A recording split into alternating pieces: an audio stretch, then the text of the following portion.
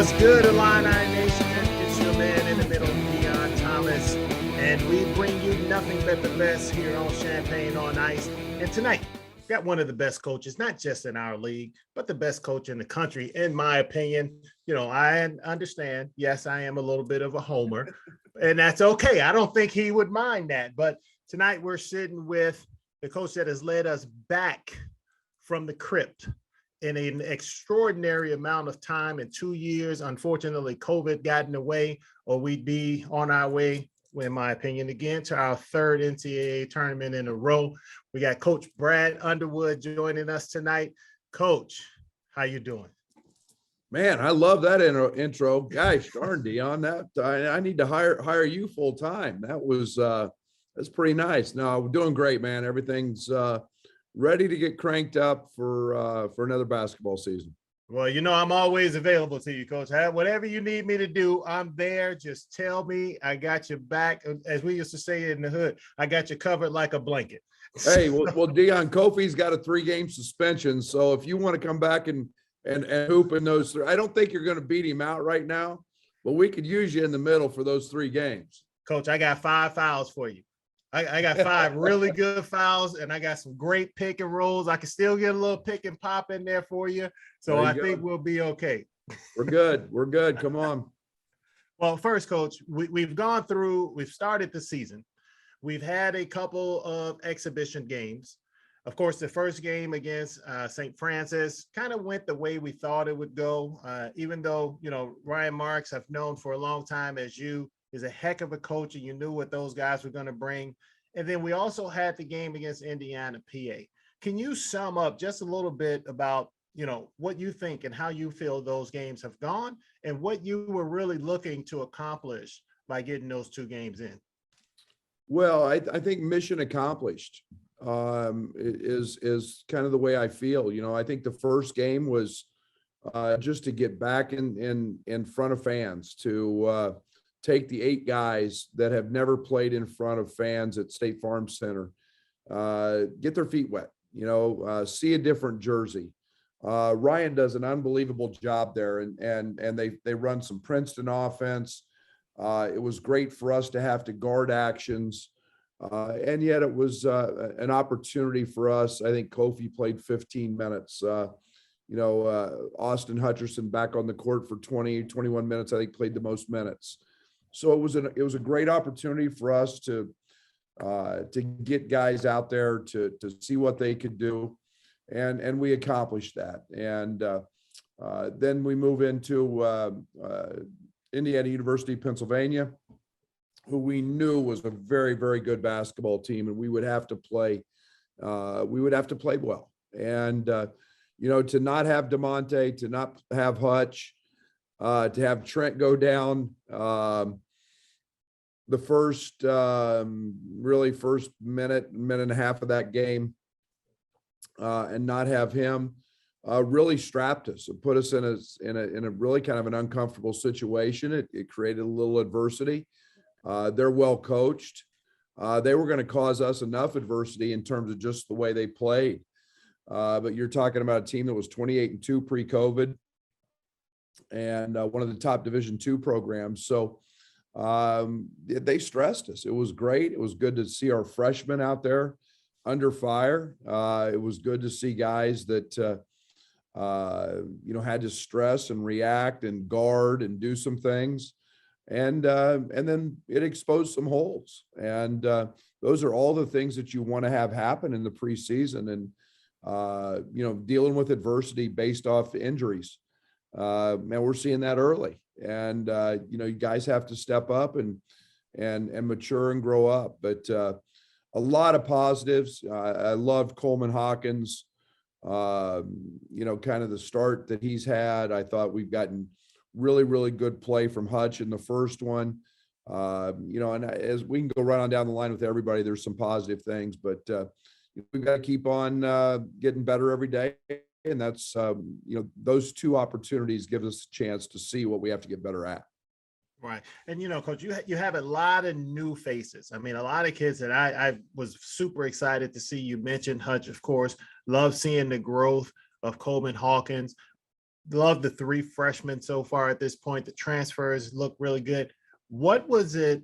How did it feel, and what did it mean to you to have DeMonte and Trent come back, to have that super senior leadership? Well, they're the keepers of our culture, and it's I don't say that lightly.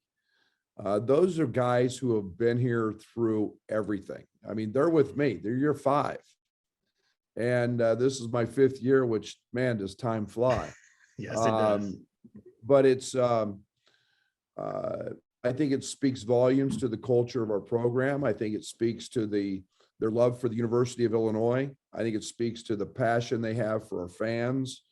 And then it's about some unfinished business. And those guys are leaders. Those guys are guys that keep that culture and let everybody know what it felt like to be in that locker room, and what it felt like when we weren't winning games, and what you have to do every single day in practice. And again, it gets really tough. We saw a little glimpse of that. We played that Indiana University PA game without those two, and there's so much experience. 120 plus games of experience with both of those guys, and it's a pretty comforting feeling as a coach to know you've got those two. Yeah, I'm sure. And, we talk about guys that were coming back, and I know Illini Nation is proud of this. I sincerely was. Of course, we lost Ayo Dosunmu. We had Kofi come back. Ayo had an amazing game the other day. And what was even more impressive, and I'm not surprised because I know the young man and I know the work he's put in with you and the coaches, the previous coaches that you had on staff. How did it feel to have him? Now, you've coached 17 pros throughout your career, 17, 18 pros. To have this one be able to, one, in his hometown, in the home state where you're recruiting, of course, you want to lock down recruiting, come out and say what I felt was a great comment about how you and the staff helped him with his development when he decided to come back. Well, decided to come back to Illinois. Well, you don't get any better endorsement than that. Mm-hmm. And it's something that, schematically, it starts there. I mean, we play the same defense Bulls play. And it's something that, he was familiar with, and he was able to hit the ground running. Billy and I and Mark, we talked about that on draft night. That's something he would know. And so he's gotten better at that. But, it's the fact that he went to school 3 years. He gained tremendous confidence. He gained tremendous perspective. And, in that time, and look, we don't want to talk even about the 30 pounds gained and the improvement on his mid-range jump shot and the improvement on his three, but it's the overall confidence. And, I'm so happy for him. I'm so happy for his family. As a Bulls fan for a long time, going way back to, obviously, the Jordan years, I'm ecstatic for them, and they're playing so hard, and to see him grow, it's fun knowing Ayo, just to see his confidence. Yes. And to remember back as a freshman in the United Center when we played Ohio State, and he missed a world record 9 layups in that game and got beat up, and to know the adversity, and then to see him out there now, and you just see him growing and becoming more and more confident. And with that confidence is scary stuff with Ayo Dos now. He's he's a guy that still has a lot of growth left in him, but I'm really happy for him. You just touched on something that I thought is immensely important about guys coming back, him being in 3 years. You have coined your program as a developmental program. And I love that, as I've talked to many donors and just friends of the program throughout the years. And I would always tell them that, the greatest thing about freshmen is they become sophomores, and sophomores become juniors. And this is how you really build your program.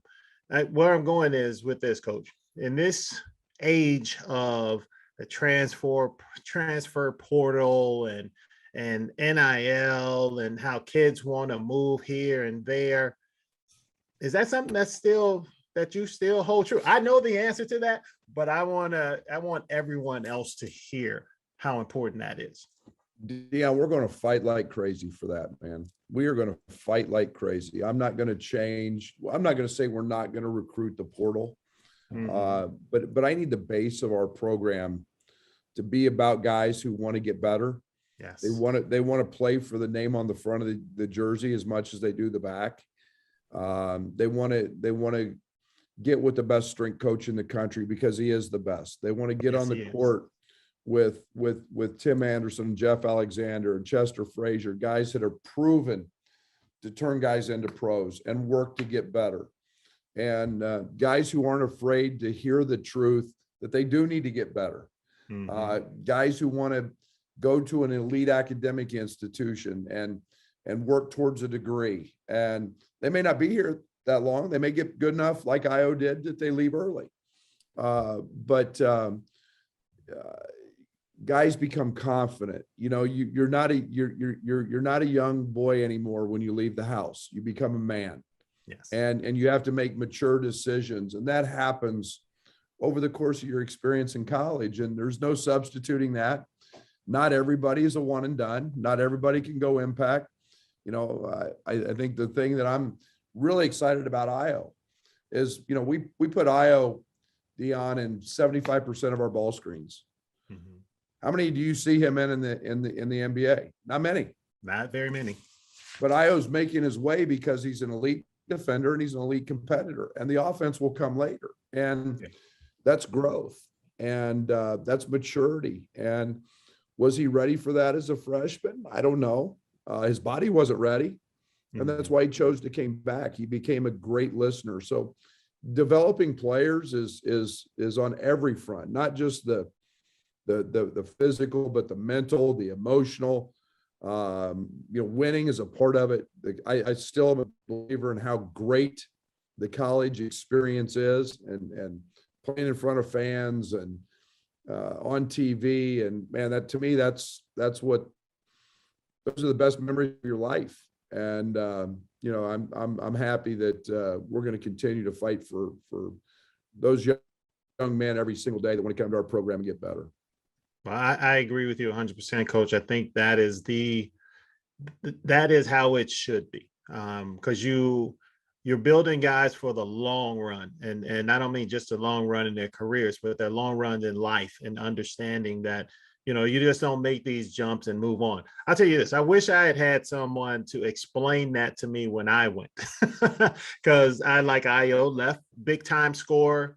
And at that time, coaches didn't sit down and really break things down to you the way they do now. I mean, Coach Jimmy Collins did, but, you know, Coach Henson, that wasn't him. And then when I got to the next level at Dallas, that wasn't it either. And to see where he is growing and to understand that you have to do this thing step by step will make for him, in my opinion, having an awful long NBA career because of his drive, because of his work ethic, and because he has guys like you and Coach Donovan. I got a ton of respect for him and how he's done things over the years as well.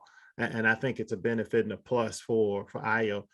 You touched on something about his development, and not just the development of the players. And a huge part of that is the assistant coaches. You had 3 guys leave and move on this summer. We both know Coach Chin and Coach O both went to Kentucky. Of course, Coach Gentry went back home to Gonzaga. What was your thought process? And I know you said this before. You want to build not just your players, you want to build your coaches too, so they can eventually do what happened. And in my opinion, when you become an elite program, you're always going to have people trying to poach. You've done that. You've built this program back. It's an elite program. What was your first thought? And then what was that next thought when it came, okay, these guys are leaving. Now what do I do to put this thing back together? Yeah, you know, I think you're my first thought is, you know, was like, you know, I always wanted, and this is selfish, you know, you want your guys to leave to become head coaches. and yet you've also got to understand that grown men make decisions for a lot of different reasons. And I'm happy for each and every one of them. You know, those were the decisions that they felt were best for their families. And I'm never going to have animosity or angst or anger or disappointment or any of that. Man, those dudes helped us build something really special here. And I'm their family, they're part of family forever. And I always love them and appreciate them. And then it was like, next, okay, who we getting? Let's go do this again.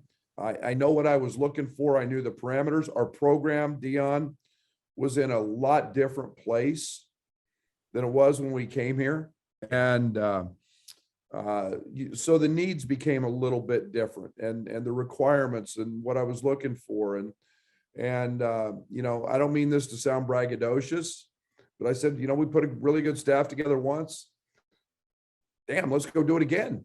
And let's find the guys that fit and that fit our university and fit our culture, that everything we're about. And, you know, we land Chester, you know, I bump up Jeff, you know, we bring in Tim, and I'm like, this just fits. This is perfect. This is everything that I'm looking for. And they all bring something a little bit different. Mm-hmm. And they all bring something that was a little bit different from the previous guys. And that's okay. That's really good. And so I'm ecstatic, and I hope all these guys leave here when they do, and they become head coaches and get to go run their own programs, because that's my ultimate goal. But it was a busy summer from that standpoint, mm-hmm. making sure we got it right. Our student athletes deserve that of me, is to make sure that I get the best coaches and the right coaches for them. And I feel great about that. And I'll tell you this, you worked for a couple of great coaches, and Coach Huggins and of course, Coach Martin. You know, Coach Martin and I have a relationship from the time down when he was when I lived in Miami and things like that nature. Love him to death. Great guy. And I know, and you had to have taken something from those guys to put into, you know, how you do things, how you see it. What would be that one thing, if you can name one? I mean, I'm sure there's a lot that you've taken from them, but you were able to implement at Illinois that helped us, I mean, rebound to where you have us now, which is in an amazing situation. Well, I think the one thing I always from Hugs was his unbelievable consistency as a coach. Every single day you got his best, and you never left practice. You could have a tough day, man. You could have the day where you didn't do anything right, and it was just your day, and you were going to hear about it. And guess what? It was going to be hard. But you know, the thing Hugs never did was he never let that guy leave practice dreading coming back the next day. And he would always talk to him, and he would find out. And there was the caring side of that. And he pushed you so hard, but he loved you so hard. I love that. That to me was an unbelievable trait. And then nobody is better than Frank at building the locker room. Frank does an unbelievable job of a mentality of connectivity and getting guys to play for each other.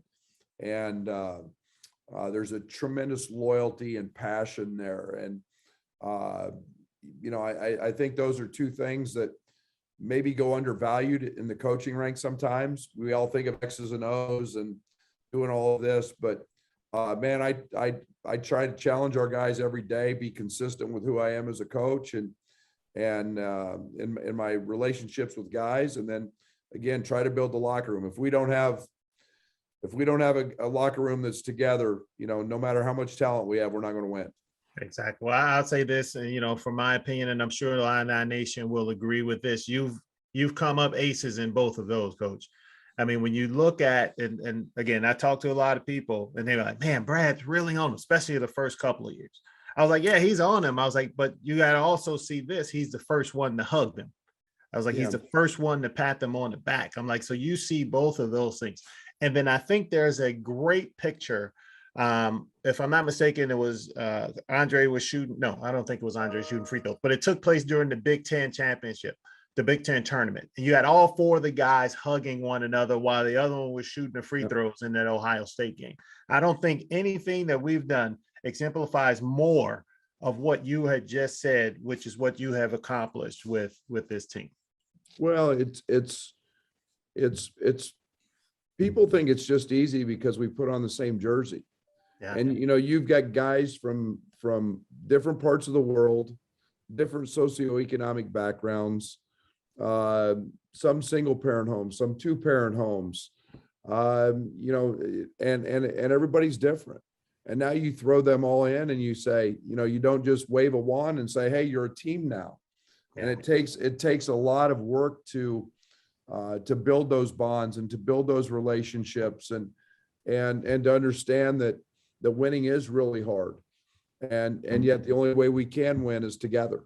And, you know, the old cliche, there's no I in team never rings truer. And yet it's really hard to do sometimes. And, you know, the Michigan game when Curbelo jumps in my arms, that'll always be one of the great moments, because we didn't have Io. And for 2 days prior to that, I was all over that kid's rear end because he was practicing like crap. And he goes out and plays great. But he knows I love him. And I'm going to push him. And there's nothing in my DNA to do anything but know that I'm trying to help that young man become the best player he can be. And he appreciates that. And we have a lot of talks and conversations, and that's what's special about coaching. Yeah, you definitely. The relationships you build with your players and other coaches is amazing. But Coach, let's before we go on to this next one, I got to give a little bit love to my sponsors. Let me tell you guys a little bit about my partners over at Bet Rivers Sportsbook.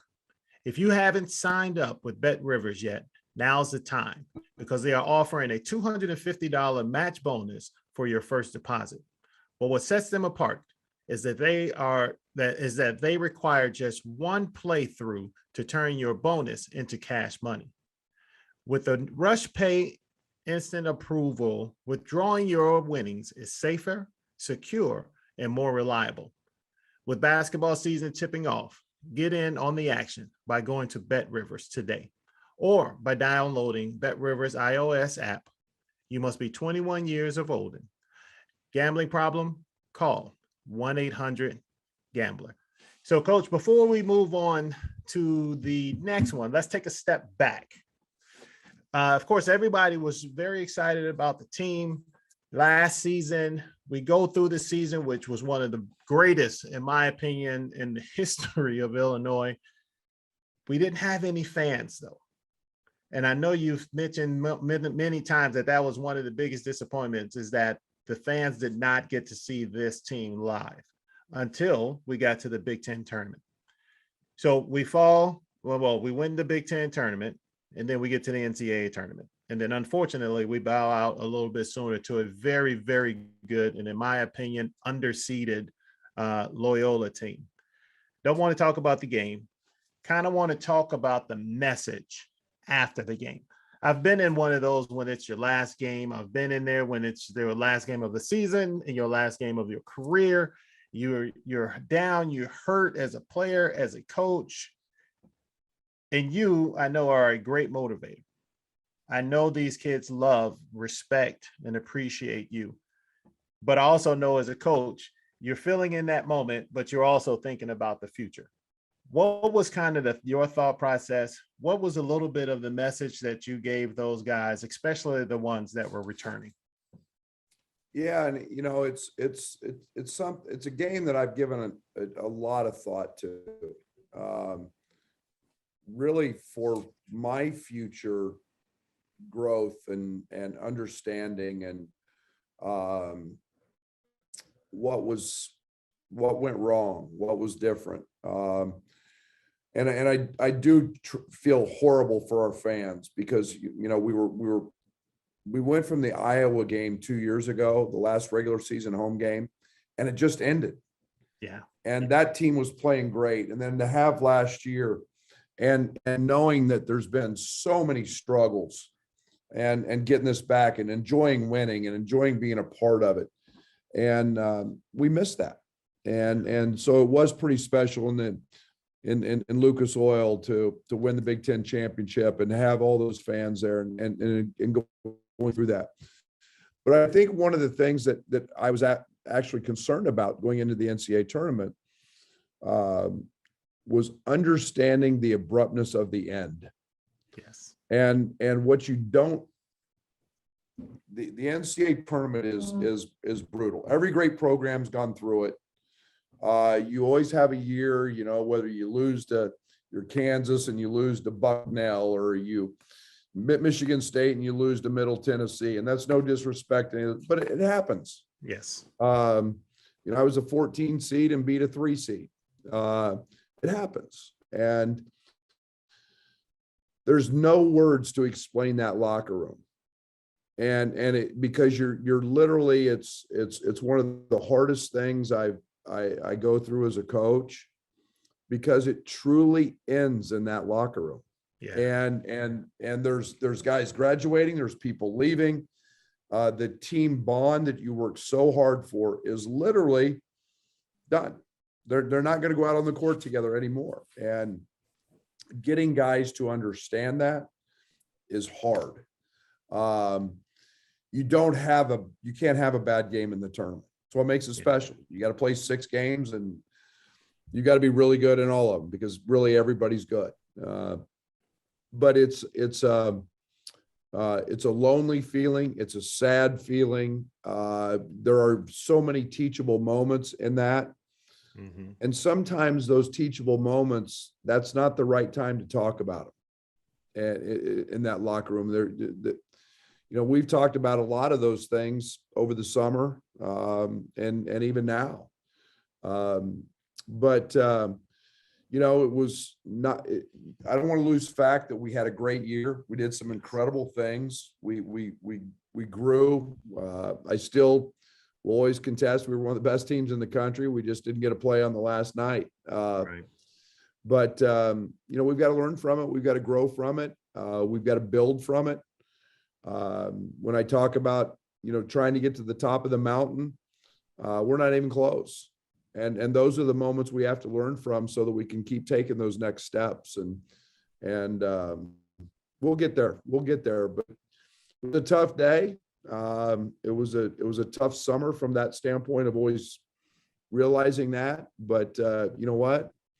You know, it's not how many times you get knocked down. It's how many times you get up. And we've got to you know, pull our pants up and pull our shorts up and tighten our shoelaces and go to work and try to do it again. Well, I love that, Coach. And I'm going to tell you this, and this is God's honest truth. I had you leading us to our first NCAA championship, and we had in a long time. I had us knocking off Butler as well as knocking off Gonzaga in the championship.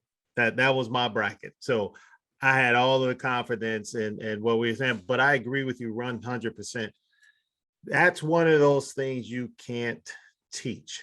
Kids have to experience that. Your returners have to experience that and be able to tell the ones behind them, the freshmen that are coming in, the guys that are, you know, that may transfer in nowadays, that, hey, this is what we feel. And I think that was a big part of that we did not understand going in. And this is just my opinion, of course, because unless you're in it, you never really understand it. So I love the fact that, you know, Curbelo, of course, Kofi, and now, you know, DeMonte and Trent will be able to pass that along to those guys that, you know, were not so much a part of it, but they'll be able to give it to them, like the freshmen. And of course, the transfers have some NCAA experience, but now they get to bring that in and share it with the players that are on the team now. You know, Austin Hutchinson, who wasn't able to play. Yeah. Of course, the freshmen that came in, which, let me say this, Your summer went pretty doggone good, Coach. You did. You landed a heck of a coaching staff, three really, really good freshmen. And then you have those other twos coming, the other guys coming back, DeMonte as well as Kofi and Trent. How does that project you forward? And I can tell you this, from my personal opinion, Illini Nation, this could be and has the potential to be one of our best teams.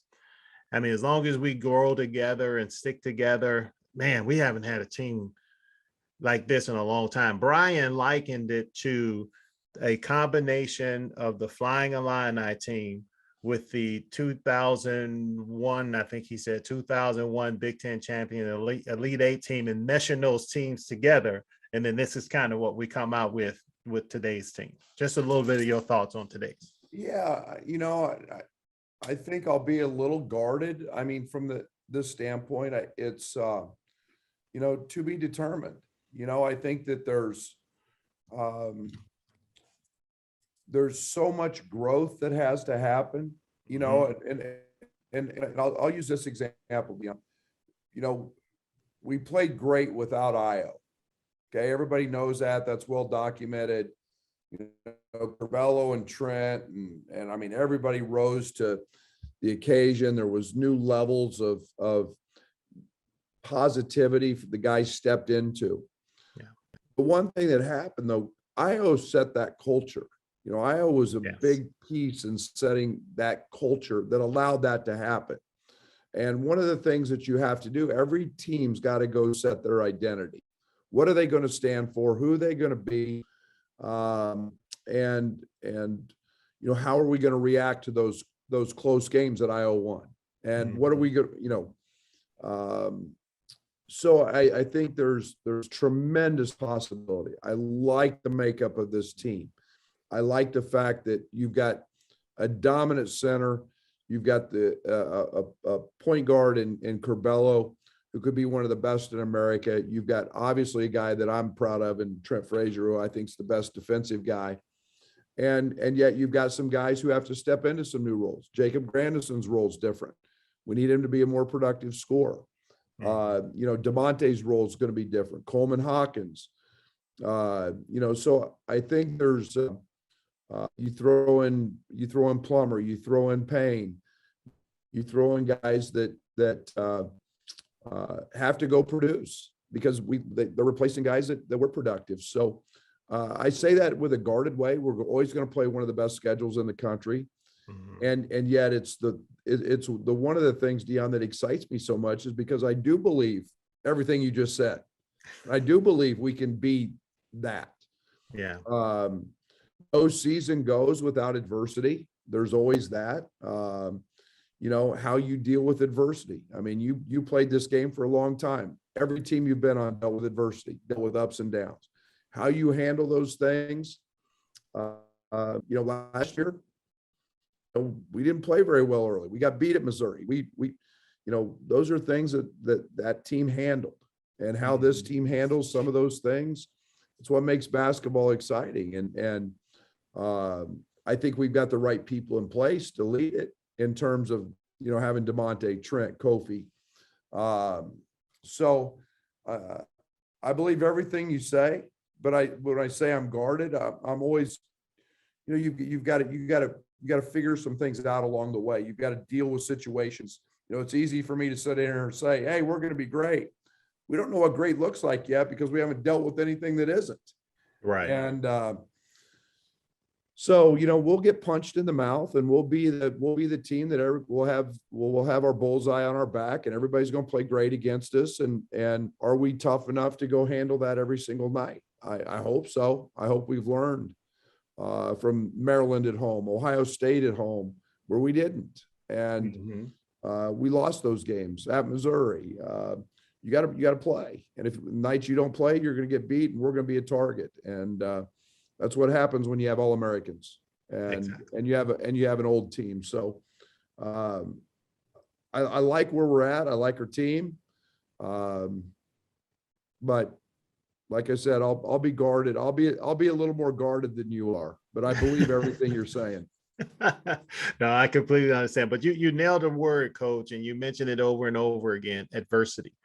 I think as a team goes through those periods is where you see what comes out on the other side. I like this team, and we have been dealt with a little adversity right here at the beginning.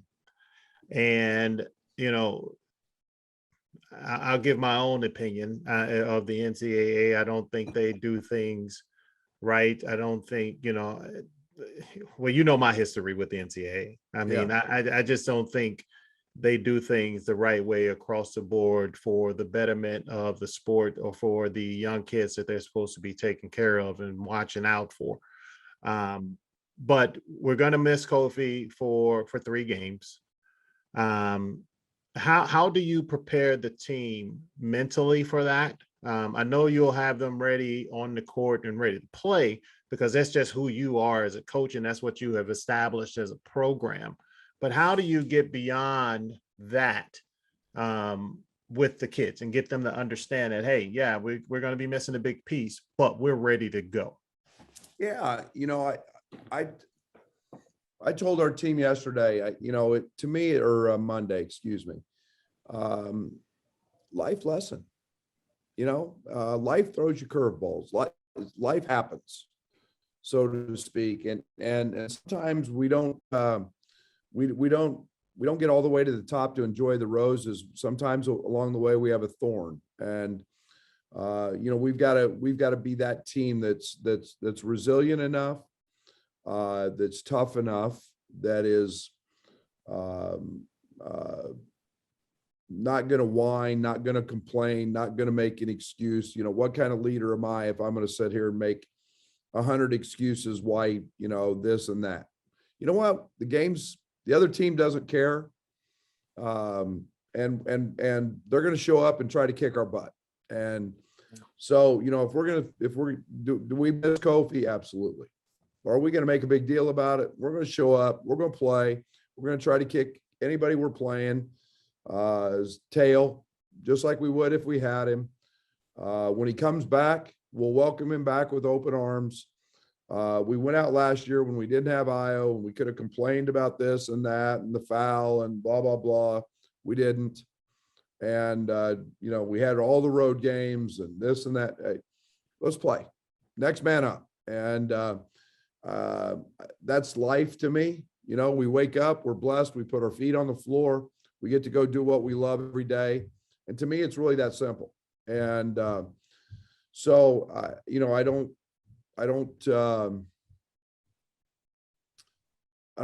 have to get into particulars with the decision or any of that. I'm disappointed in that, but man, for Kofi's sake, I'm disappointed, but I know he's going to do everything he can. He's going to be the best cheerleader. My deal is I hope he gets to go to the Marquette game. We got to appeal for a waiver so he can at least go. But you know what? He'll help us. He'll help us every day prepare and try to go out and be better. And that's the way I'm going to approach it, Dion. And it's a little adversity. It's early. Maybe that'll make us better. Well, I say better early than late. If we're going to have to deal with it, better get it out of the way early. But I'm with you. I feel sorry for him. Again, because it's something I've had to go through that, it isn't always right, but it's an adversity. It's just something you have to get, step over in life. And like you just said, he'll be better. He'll be better. He's going to come out and fight. And I have nothing but confidence in the guys that they'll come out and fight. So we finished the exhibitions, going into the first Jackson State game. They're going to come out and play hard. We know this. You just mentioned how we're going to take everybody's shot because we're the target. This is their NCAA championship. I'm not even saying NCAA tournament. This is probably their NCAA championship. What are we looking at going into that? Without giving any, specifics, this team. I'm sure everybody's looked at them. What do you think going into this game? They're a team that every year is at the top of their league. Mm-hmm. And they're extremely well coached, and they know how to win. You're not consistently at the top of your league if you don't have an understanding of winning. And it all starts with them. They've got a young guy coming in that averaged 13 and a half points a game and 13 rebounds. He's a double-double machine. He's one of the leading rebounders in the country. He's a senior. He's played against everybody. Yeah. He's not going to be intimidated. He's not going to be scared. They're a team that mixes up their defenses, plays a lot of different defenses. And, as we continue to move through the rest of the week, they'll press some. So we'll continue to put a game plan together for them. But we know they're going to play really, really hard. They play last year. They played really, really slow on the offensive end. They were a team that pace of play wasn't real quick. They want to run the shot clock deep, shoot it up, and then go chase it. And if you don't block them out, they're getting a rebound, and they're going to run another 30 seconds. Right. And so we've got to match their physicality. They're very, very athletic. And we got to limit them to one shot and then handle their changing defenses. Well, Coach, I appreciate it. I appreciate your time as well. I know your time is valuable. You got your lovely family and everything else that you need to get back to. So, but what I always love to do, and you've done this before, I want to give you the last minute to address Illini Nation. Whatever you want to say, the stage is yours. Yeah, thanks. No, it's exciting as we start another season. I'm looking forward to Pack State Farm. I'm looking forward to the Orange Crush. I'm looking forward to the loudest venue in college basketball making its return. And I say that, and it's what makes this program extremely special. It keeps it in the top 10 every year. We've got a group of guys that you're going to have fun watching. You're going to enjoy getting to know them and see their personalities as they mature and go through the season. And then hopefully we're back in Indy for another run at the Big Ten Championship and a much deeper run into the NCAA tournament. But we can't do it without you. We got the best fans in the country. Love you guys. Love the Crush. See you in State Farm sooner than later. Thank you. Coach, I appreciate your time as always. Thank you for joining me on Champagne on Ice. We're going to close out here this evening, Illini Nation, with my biggest thanks for all of your support. But I'm also going to ask for those that are new, make sure you subscribe and like the podcast. You can find it on Apple Podcasts or on Spotify Podcasts. Also, check out the Field of 68. A lot of great podcasts on there covering various universities across the country. And last but not least, I have to say thank you to Bet River Sportsbook. Without you guys, I'm not doing this. So appreciate you much.